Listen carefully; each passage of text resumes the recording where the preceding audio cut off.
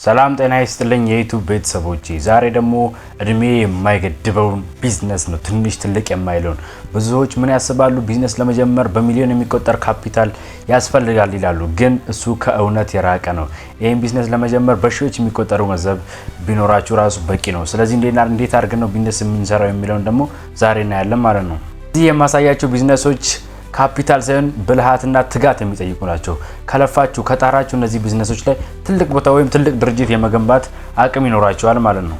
አምስተኛ ላይ የምናየው ደግሞ በጣም ቴክኖሎጂ ለምትወዱ ሰዎች፣ ለቴክ መነጋገር ለምትወዱ፣ ሶሻል ሚዲያ ለምትወዱ ሰዎች የሚሆን ቪዲዮ ስለሆነ ቪዲዮውን እስከ መጨረሻው ማየታችሁን እንዳትረሱ። ወደ አንደኛው እንግባ። አንደኛው የሚሆነው ምንድነው? አልባሳትና ጫማዎችን በኦንላይን ላይ መሸጥ ነው። የዚህ ስራ እንዴት ነው የምንጀምረው ካላችሁን ደግሞ መጀመሪያ ላይ የምናደርገው ከነጋዴ ወይም በጅምላ ከሚሸጡ ሰዎች ጋር ግንኙነት ወይም ቁርኝት መፍጠር ነው። ከዛ በኋላ እናንተ ምንድነው የምታደርጉት? በኦንላይን ላይ በቴሌግራም ሊሆን ይችላል፣ በፌስቡክ ሊሆን ይችላል፣ በቲክታክም፣ በኢንስታግራም፣ በተለያዩ ሶሻል ሚዲያዎች ላይ የዛን ጫማ ፎቶ እያነሳችሁ ቪዲዮ እየሰራችሁ መልቀቅ ነው። ከዛ በኋላ ጫማው እንዲታዘዝ ቁጥር ከስር ሊንክ ላይም ሆነ ምን ላይ ቁጥር ታስቀምጣላችሁ። ከዛ ለእናንተ ተደውሎ ጫማ ወይም ልብሱ ሲታዘዝ ነጋዴው ላይ ቀጥታ ከነጋዴው ላይ ገዝቶ ለደንበኛው ለከስተመሩ መሸጥ ነው ማለት ነው። ለእናንተ ላይ የሚነሳው ወይም ኢንቨስት የምታደርጉት ነገር ምንድነው? ዳታና ጊዜያችሁን ብቻ ነው ኢንቨስት የምታደርጉበት። ይሄ ትንሽ ካፒታል ነው። ወደ ሁለተኛው እንሂድ። ሁለተኛው ደግሞ የሚሆነው ምንድነው? የጽዳትና የቤት ውስጥ አገልግሎት ኤጀንሲ ነው። ለምሳሌ እነዚህ አይዲያዎች ምንድናቸው? እንደ ሴራሚክ መግጠም ሊሆን ይችላል፣ አትክልት መቁረጥ ሊሆን ይችላል፣ ግቢ ዴንጀር መስራት ሊሆን ይችላል። ብዙ አይነት ስራዎች አሉ። እነ ምንጣፍ ማጠብ ሊሆን ይችላል። ብቻ እነሱ ስራዎችን እንዴት ነው መስራት የምንችለው ነው። አሁን ከምን እንጀምር? እንዴት እንጀምር ካላችሁኝ በትንሽ ነገር መጀመር ትችላላችሁ። ለምሳሌ ሳሙና ልትገዙ ትችላላችሁ። ማጠቢያ ትንሽ ማሽንም ሆነች ወይም ማቴሪያል ልትገዙ ትችላላችሁ። ከዛ በኋላ ወደ ስራ መግባት ነው። አይዲያውን መፍጠር ነው። ከዛ በሰፈር ውስጥ ማስታወቂያ ተሰሩና የቅርብ ሰዎች ያሰሯቸዋል። ከዛ በሰው የተስፋፋ ይመጣል ማለት ነው። አሁን ይህን ስራ እንዴት ነው ማስፋፋት ወይም ደንበኛ ማግኘት የምንችለው ካላችሁኝ ደግሞ ምንድነው የምታደርጉት?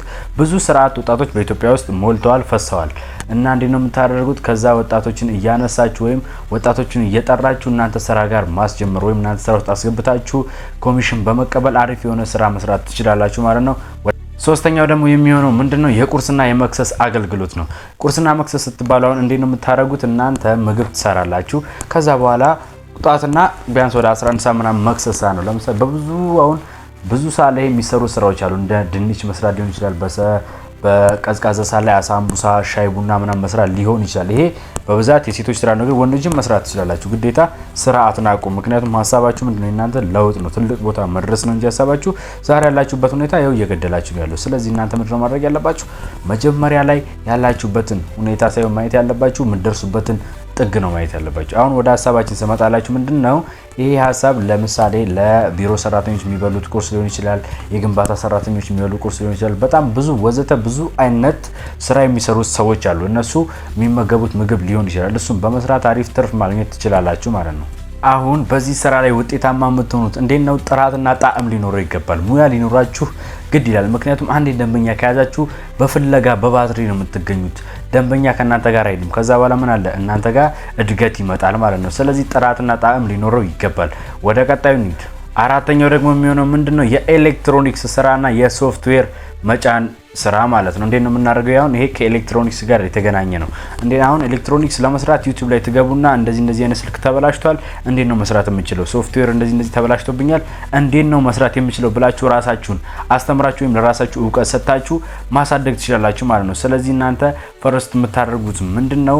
መንቃት ነው ዋናው።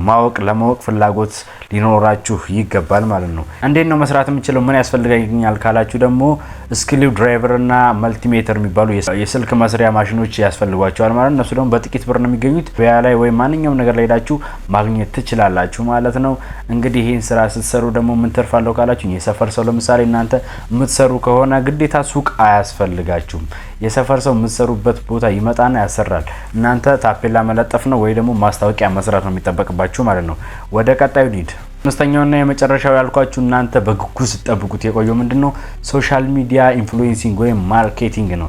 የሶሻል ሚዲያ ወይም የማህበራዊ ሚዲያ ማስታወቂያ ስራ ነው። ይሄ ደግሞ ምንድነው የሚለው ኢንፍሉዌንሲንግ ነው። በቃ ኢንፍሉዌንሰር መሆን ማለት ነው። በላይቭም ሊሆን ይችላል፣ በብዙ አይነት ነገር ሊሆን ይችላል። ስለዚህ እናንተ ይሄንን ለማድረግ ምን ያስፈልጋችኋል? ስልክና ኢንተርኔት ብቻ በቂያችሁ ነው።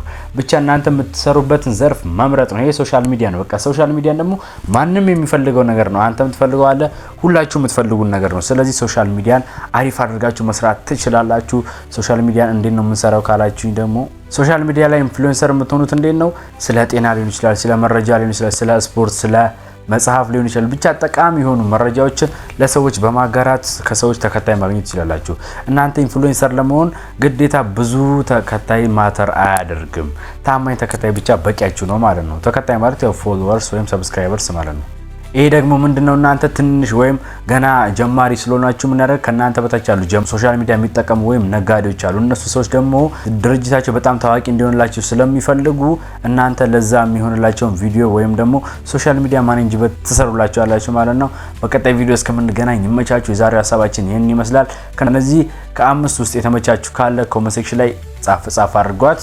እኔ ደግሞ ከውስጡ የተመቸኝን ለራሴ የምጀምረዋለሁ ለእናንተም እንድጀምሩ ነግራችኋለሁ ማለት ነው። ሌላ የሚቸግራችሁ የምትፈልጉ ስለ ቴክ ስለ ኤዱኬሽን የምትፈልጉ ነገር ካለ አለውላችሁ። የፈለጋችሁት ነገር ኮሜንት ሴክሽን ላይ ጻፉልኝ። እኔ ሪፕላይ ማድረግ ግዴታዬ ስለሆነ እሰራላችኋለሁ ማለት ነው። ይመቻችሁ።